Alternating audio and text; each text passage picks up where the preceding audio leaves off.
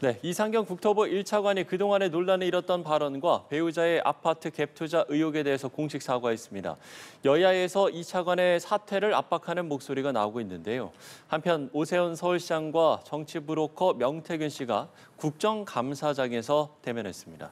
명태균 씨는 오세훈 시장, 국민의힘 의원들과 신경전을 벌였습니다. 관련 내용 포함한 정치권 이슈들 김수민 시사평론가, 하민경 전 국민의힘 대변인과 이야기 나눠보겠습니다. 두 분 어서 오십시오. 자, 돈 모아서 집값 떨어지면 사면 된다라는 발언과 또 갭 투자 논란을 빚고 있는 이상경 국토부 차관이 공개 사과를 했습니다. 유튜브 생중계를 통해서 국민들께 상처를 드린 점 진심으로 사과드린다라고 했는데 이 사과 좀 어떻게 보셨는지요?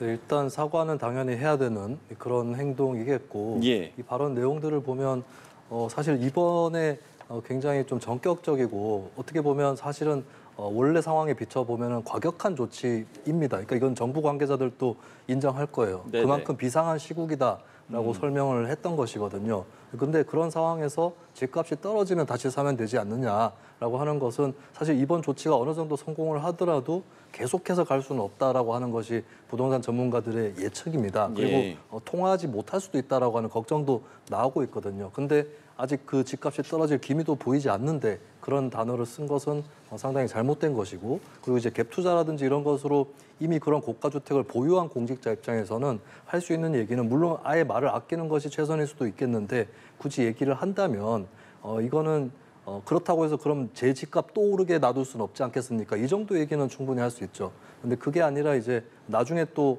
들어오면 되지 않겠냐 이런 식으로 접근하는 것은 바람직하지 않았다라고 생각을 하고, 사실 저는 이번에 정부 관계자들 중에서 김용범 대통령실 정책실장이 좀 모범적인 대응과 태도를 보여줬다고 생각합니다. 얼마 전에 예. SNS에 글을 올려서 거듭 양해를 구하면서 굉장히 비상한 시국이기 때문에 불가피하게 조치를 했고, 그리고 이번에 좀 아쉽게 된 분들에 대해서는 좀 사과를 드린다는 그런 취지로 글을 올리면서 공급도 앞으로 열심히 준비를 하겠다 등등의 여러 가지 친절하고 세밀한 설명들을 하거든요.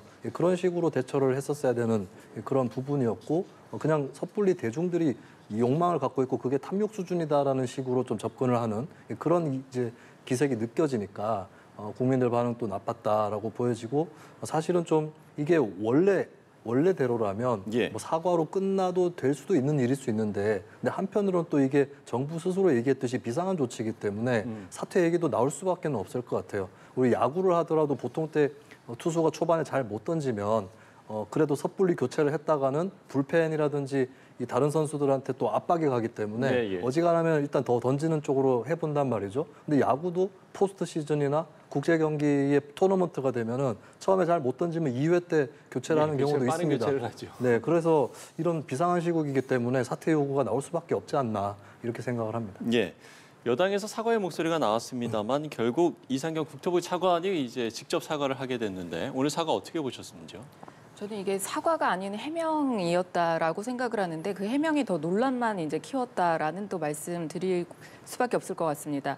지금 그 이상경 그 국토부 제1차관이 이제 나와서 오늘 유튜브 채널에서 그냥 2분 동안 뭐 실시간 댓글창도 막아놓고 기자님들의 이제 질문도 받지 않고 이제 본인이 혼자 얘기를 했는데 예. 거기서 얘기를 한 게 이제 배우자가 실거주를 하기 위해서 실거주를 하기 위했는데 집이 팔리지 않아서 어쩔 수 없이 그렇게 했다라고 얘기를 했다라고 합니다. 그런데 배우자가 실거주를 한 적이 없었다라는 게 또 이제 밝혀졌다라고 하고요. 그리고 더 이제 또 논란이 됐던 것은 그때 당시에 그 아파트가 13건의 이제 매매가 있었던 상황이었다. 근데 팔리지 않아서 어쩔 수 없이 전세를 끼고 살 수밖에 없었다. 이것도 또 거짓말이라는 그런 사실이 또 드러난 거고요. 또 이제 자꾸만 이렇게 해명을 할 때 보면 이제 배우자 논란이 나오는데 예전에 문재인 정부 때도 이 부동산 정책을 발표를 하기 직전에 그 대변인이었던 이제 뭐 흑석 김의겸 이런 별명을 얻게 된 그 대변인이 대변인직을 내놓았던 것이 그 당시에 부동산 정책이 발표되기 전에 이제 흑석동에 재개발되는 그런 상가를 본인뿐만 아니라 그 동생까지 사게 돼서 그 사실이 드러나서 그러지 않았습니까? 그런데 이번에도 또 마찬가지로 이상경 그 국토 제1차관이 이제 배우자 이제 얘기를 했는데 그것 또한 해명이 상황이 이제 옳지 않았다. 그리고 또 보니까 예금이 29억이나 있었던 거예요. 그러다 보니까 또 이상경 전 그 제1차관이 얘기를 하는 게 나는 이렇게 현금으로 샀다. 또 이렇게 얘기를 하면서 정말 국민들을 우롱을 해도 이렇게 할 수 있는 것인가. 이렇게 정말 화만 돋구는 해명 아닌 해명, 정말 의혹만 불어나는 그런 자리였다. 이런 생각이 듭니다. 네, 이렇게 당사자가 사과를 했음에도 국회 국정감사에서는 여야 모두 이상경 차관의 발언이 부적절했다라는 질타를 쏟아냈습니다. 민주당 지도부는 부동산 대책에 대한 여론 악화를 좀 우려하는 목소리를 냈고요. 국민의힘에서는 지금 필요한 건 국민 눈높이에 맞는 경질이다. 좀 강도 높게 사퇴 요구까지 내놓고 있습니다. 이 상황 어떻게 보세요? 네, 앞서도 말씀을 드렸는데 비상시국이라는 것을 정부 스스로 강조를 하는 것이고 실제로 비상한 대책이 나왔기 때문에 작은 일에도 비상한 대응이 필요할 수도 있는 거거든요. 네. 사실은 이게 좀 너무 가혹한 얘기일 수는 있겠지만 당사자들한테는. 네. 근데 제가 정부 관계자라면 일단 경질이라든지 이런 것들을 진지하게 검토하거나 긍정적으로 검토를 해볼 수밖에 없을 것 같아요. 너무 대중들의 불을 지르는 발언을 했고 사실 지금 생각해 보면 이해가 가는 발언인 게 과거에 김현미 전 국토교통부 장관이 주택 공급에 대해서 빵처럼 찍어낼 수는 없는 거 아니냐라고 얘기를 했던 적이 있는데 사실 네. 그 말이 틀린 말이 아니었어요. 주택이라는 게 지을 때 시간이 걸리는 거고 그 당시에 정부도 공급이 중요하다라고 인정을 하고 박차를 가할 때였거든요. 네네. 근데 그 빵이라는 말 때문에 뭐 마리 앙투아네트 생각난다 온갖 것들이 이제 연상작용이 일어나가지고 여론이 굉장히 악화된 적이 있었는데 사실 그때 발언은 언론적으로도 잘 따져보면 망언이라고 할 것도 없었는데 근데 그 발언도 이번에 이제 이런 이상경 차관이라든지 몇몇 관계자들의 말에 비춰보면 별것 아니었다는 생각이 들 정도거든요. 그런 의미에서는 이에 대해서도 좀 강한 조치가 필요할 수밖에 없지 않나 네. 그렇게 생각을 하고 삼국지에 나오는 읍참마속이라고 있죠. 마속이라고 하는 굉장히 훌륭한 인재지만 네. 그 군기를 벗어나가지고 처형까지 해버리는데 사실은 가장 먼저 벗어났기 때문에 처형당했다고도 볼 수 있는 거거든요. 이제 뭐 시대가 바뀌었기 때문에 그런 극단적 조치는 당연히 아닌 거고 나중에 또 이상경 차관이 다른 계기로 또 뭐 명예회복이라든지 이런 것들도 오히려 하기 위해서라도 좀 스스로 거취를 정리하는 것이 더 낫지 않을까 그렇게 생각을 합니다. 그렇게 해야 정부가 내놨던 이번에 이 비상국면의 비상대책도 힘을 받지 않을까 그런 생각이 듭니다. 네, 말 한마디에 가혹할 수 있지만 경질까지도 검토해 볼 수가 있겠다라는 의견을 주셨는데 동의하십니까? 전 당연히 경질돼야 된다고 생각하고 본인이 이제 양심이 있다면 사퇴를 해야 된다라고 생각을 합니다. 이게 지금 내로남불이 문제가 되고 있는 것입니다. 만약에 정부가 진짜 이게 필요하다. 지금 누구도 15 이 부동산 대책으로 부동산 집값이 잡힐 거다라고 생각하는 사람 아무도 없고요. 실수요자조차 이게 팔고 살 수 없다. 그리고 대출 끼지 않고서 이 집을 살 수 있는 사람이 과연 우리 국민 중에 저를 포함해서 몇이나 될까요? 그런 상황에서 정말 하나도 공감 가지 않는 그런 대책을 세워놓고 이거를 따라야 된다. 이렇게 얘기를 한 사람이 알고 보니까 대출을 많이 자기가 받아서 자기네들이 얘기하는 갭투기라고 하는 그 갭투기를 이미 해가지고 시세 차익을 많이 본 사람들이 나와서 너네는 하지 마라. 나는 이미 했으니까. 뭐 이렇게 얘기를 하면 저희가 아 그렇구나 이렇게 신뢰를 할 수 있을까요? 이건 정말 신뢰가 하나도 없고요.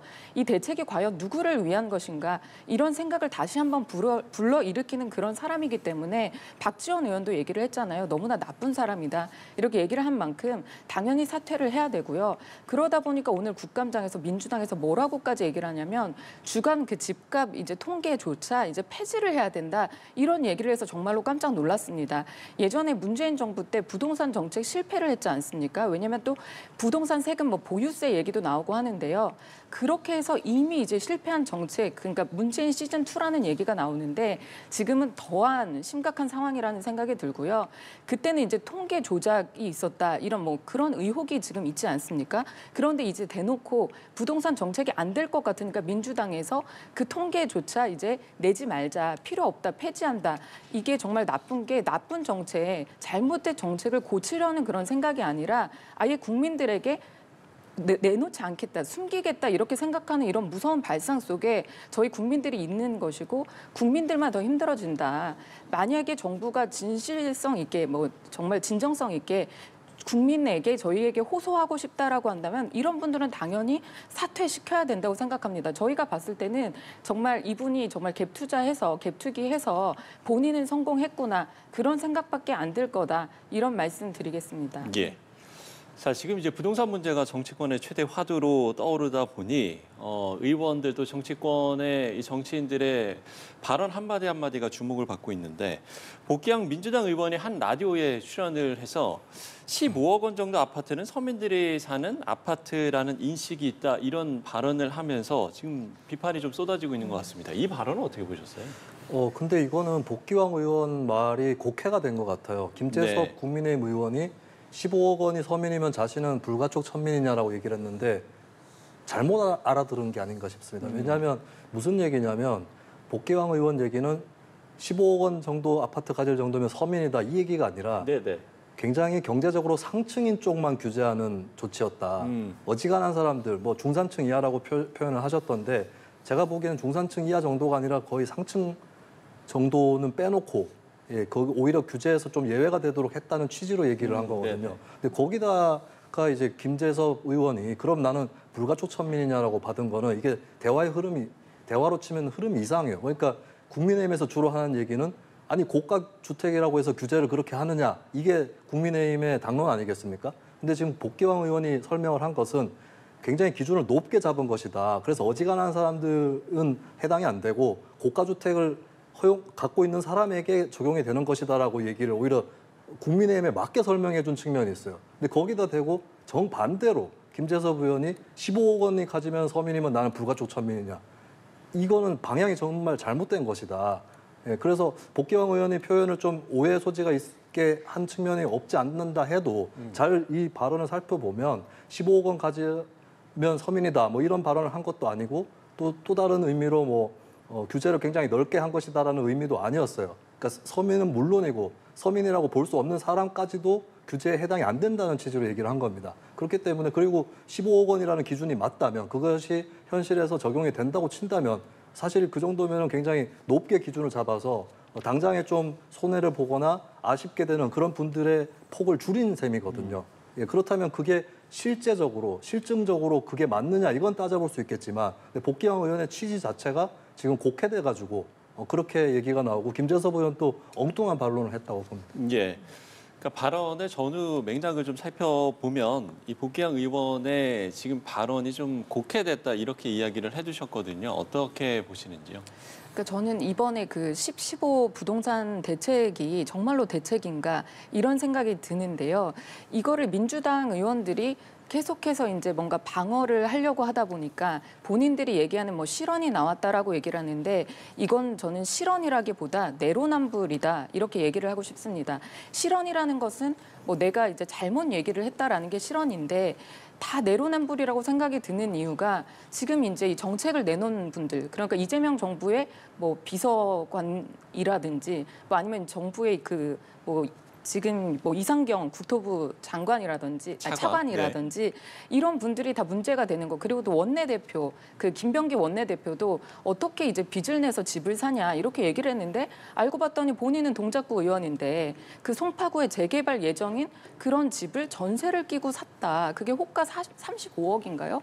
이렇게 되는 상황이잖아요. 그럼 국민들이 보기에 그러면은 우리만 투기꾼이냐? 우리가 그럼 대출을 받아서 집을 사서 그럼 집을 조금 늘려서 가는 건 그럼 그거는 다 막아놓고 지금 이렇게 하겠다라는 것이냐 이런 것들에 상당히 분노가 있는 것이고요. 이걸 민주당 의원들이 하나씩 둘씩 이제 막다 보니까 막을 수가 없는 거예요. 그래서 자꾸 본인들이 얘기하는 그런 실언이 나오는 거라고 생각이 들고요. 이 정책이 정말 잘못됐다라고 한다면 문재인 정부 때 한번 저희가 부동산 얼마나 집값이 치솟았습니까? 저희가 겪었잖아요. 근데 왜 그 겪은 것을 다시 국민들에게 또 실험을 하려고 하는 것인지 저는 이 정부가 빠르게 정말 잘못됐다라고 인정을 하고 돌아서야 된다. 그런 말씀을 한번 드리고 싶고요. 이번에 이런 사태들도 정말 국민들이 바라보시기에 정말 속 터진다. 이런 얘기 꼭 나가서 한번 해달라 이렇게 말씀하시더라고요. 그래서 그런 말씀도 드리겠습니다. 네, 저희는 주제를 좀 바꿔보겠습니다.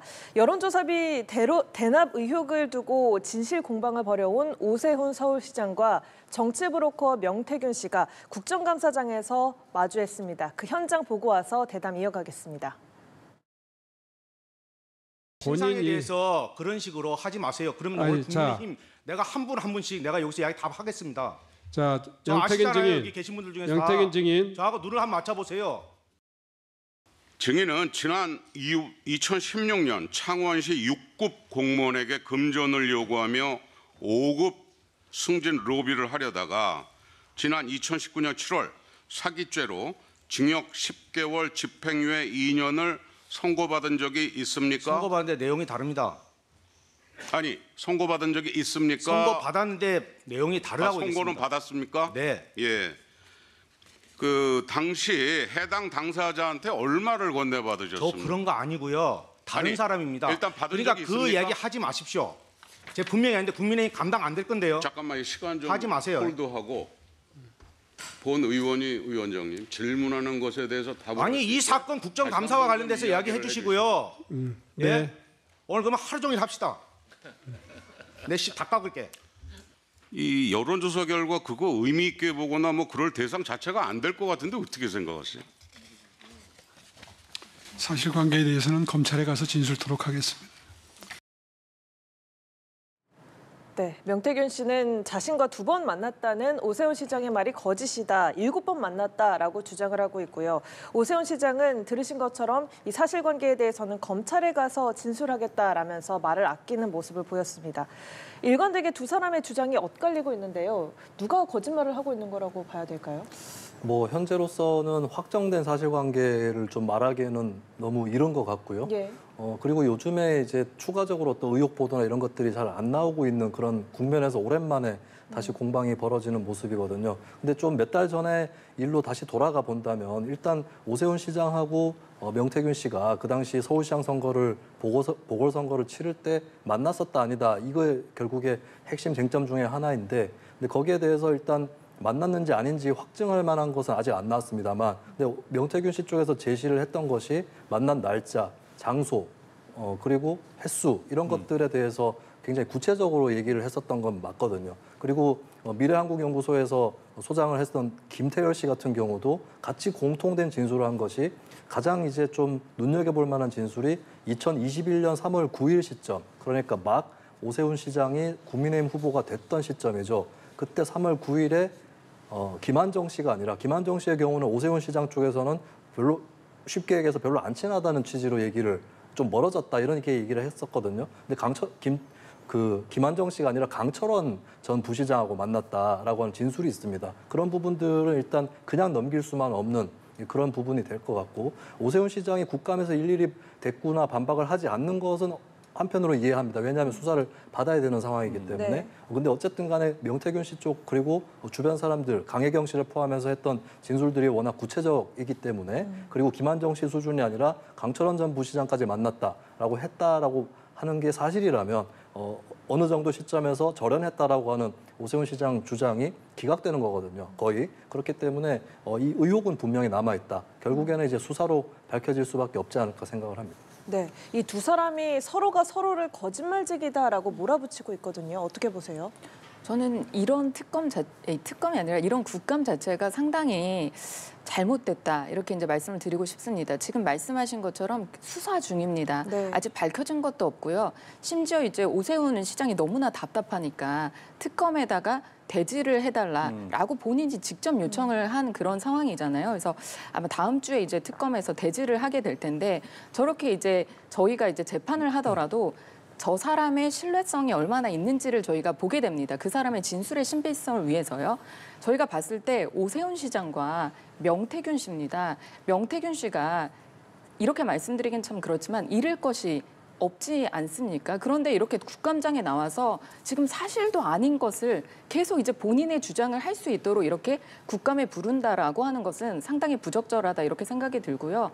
오세훈 시장이 그렇기 때문에 특검에서 이제 조사를 앞두고 있는 상황에서 네. 그럼 여기에서 이렇게 사실을 뭐라고 얘기를 해봤자 사실 명태균 씨 저렇게 소리를 고래고래 지르고 본인이 맞다라고 얘기를 하고 있는 이런 상황에서 오세훈 시장이 왜 거기에다가 대응을 해줘야 되는 건지 그런 국감을 만든 것조차 저는 이건 정말 잘못이다.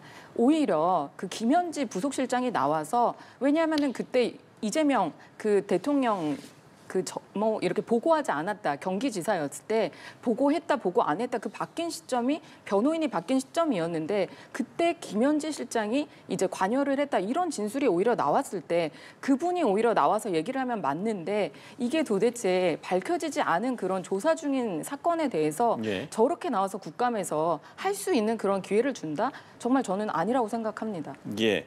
말씀을 해주신 대로 오세훈 시장과 명태균 씨가 다음 달에 이제 대질 조사를 또 오 시장이 이제 직접 또 이 대질 조사를 요청을 하기도 했고 또 뭐 밝히고 싶은 게 많다라고 이야기를 했기 때문에 추후에 조사 과정을 좀 지켜봐야 할 필요성이 있을 것 같습니다. 주제를 바꿔서요. 에이펙을 앞두고 이뤄진 미국 언론과의 인터뷰에서 이재명 대통령이 한미 동맹을 강조하면서 시간이 걸리더라도 결국 관세 협상은 합리적인 결론에 이르게 될 거라고 밝혔습니다. 합리적 결론 어떤 의미라고 보십니까? 네, 일단 지금 한국 정부가 원하는 내용에 대해서 미국 정부가 숙지하고 이해를 어느 정도는 하고 있는 것 같아요. 일단 뭐 통화 스와프 같은 경우도 많이 얘기가 됐지만 그게 본질적이라기보다는 더 중요한 거는 투자의 방식. 그러니까 직접 투자를 하는, 지분 투자를 하는 것이 굉장히 부담스럽죠. 그렇기 때문에 대출이나 보증 이런 쪽의 비중을 높여야 된다는 점, 이런 점들은 미국 측에서도 고려를 하고 있는 것으로 그렇게 추정을 해볼 수 있겠고 네. 또 이제 투자를 좀 장기간에 걸쳐서 함으로써 어떤 부담을 줄이는 이런 쪽으로 가닥은 잡은 것 같아요. 근데 중요한 거는 저는 이게 질적인 측면에서 쟁점이 남아있는 것이 아니라 그 방향은 알겠다. 한국 정부의 고충이라든지 걱정 이런 것들은 미국 정부에는 전달이 된 것 같고 현재 이제 협상의 레이스의 그 흐름을 봤을 때는 그 정도까지는 이제 좀 의견을 모아보자 이 정도까지는 왔는데 남아있는 건 질적인 측면이 아니라 양적인 측면일 것 같아요. 그 비중을 어느 정도로 조절할 거냐 이 문제이고 사실 이럴 때 한국 입장에서 어느 정도 미국이 이해를 해줬기 때문에 사인을 좀 해줘야겠다라고 해버리면은 더 이상 이제 어떤 협상을 해볼 여지라든지 이런 것들이 줄어들 수 있겠죠. 그리고 뭐 짐작을 해보자면 미국 측에서 이 정도로 하자고 한 것이 여전히 한국 정부 입장에서는 부담이 많이 가는 그런 아닐 가능성이 좀 높아 보입니다. 그런 의미에서는 좀 섣불리 도장 찍지는 않겠다. 그리고 꼭 에이펙 전에 해야 된다 이런 식으로 혹은 에이펙 전에 하는 것이 유력하다 이렇게 얘기를 해버리면 실제로 협상이 그렇다 할지라도 그렇게 얘기를 하는 순간 그런 기색을 내비치는 순간 미국에서는 그걸 역이용할 수 있는 거거든요. 예. 그런 의미에서는 시간은 더 걸릴 수 있다라고 할 수밖에 없는 게 이재명 대통령의 처지인 것 같습니다. 네. 말씀해 주신 대로 이재명 대통령이 어떤 뭐 명시적인 시간을 이렇게 분명히 이야기한 것은 아니고요. 시간이 좀 걸리더라도 합리적 결론에 이르게 될 것이다라고 이야기를 했거든요. 어떻게 들으셨는지요? 당연한 말씀을 하신 거라고 생각이 들고요. 근데 다만 조금 아쉬운 것이 대통령의 역할, 이제 지난번에 그 냉부회 출연, 그러니까 냉장고를 부탁해 이렇게 나오셨잖아요, 예능에. 네. 그때 과연 대통령이 이제 나와야 되는 때인가, 우리가 그런 많은 논란이 있었습니다. 그것처럼 지금 관세 협상 이제 막 마치고 아주 이제 마무리 단계만 이제 남았다라고 하면서 이제 저희 뭐 정책실장이랑 이제 장관이 이제 들어오는 그런 상황에 이런 인터뷰를 하는 것이, 왜냐면 인터뷰의 질문 자체도 좀 저희가 답하기 어려운, 그래서 이재명 대통령이 웃고 넘긴 그런 이제 답도 있었는데 이게 과연 좀 이 시점에 적절한 인터뷰였나 이런 생각이 조금 들어서 좀 아쉽다 이런 생각이 들고요. 예. 뭐 강유정 대변인 같은 경우도 예능에 출연하신다고 하잖아요. 조금 더 이게 관세 협상이 뭐 지난번에 이제 저희가 그 한미 협상 하러 갈 때 이재명 대통령이 호언장담했는 게 내가 책으로 봐서 이거 너무나 잘할 수 있다 협상, 트럼프 대통령 너무 잘한다 이렇게 할 것이 아니라 실제 이게 현실은 다르잖아요. 그런 것처럼 조금 진지하게 정말 생각을 해줬으면 좋겠다라는 생각이 들고요. 지금 이제 그 저희가 3,500억 불 중에 뭐 2천억 같은 경우에 뭐 얼만큼을 뭐 분할하냐, 그러니까 저희 쪽의 8년이나, 가닥은 네네네. 예, 잡힌 것 같습니다. 그런데 이게 실제 뭐 트럼프 대통령이라든지 뭐 우리 정부라든지, 그러니까 우리 정부의 안은 이제 내놓고 왔는데 이게 받아들여질 시점인가 이런 상황에서 인터뷰가 과연 적절했나 이런 부분은 조금 아쉽다라는 생각이 듭니다. 예, 알겠습니다. 오늘 이야기 여기까지 나누도록 하겠습니다. 지금까지 김수민 시사평론가, 하민경 전 국민의힘 대변인 두 분과 함께했습니다. 오늘 말씀 고맙습니다.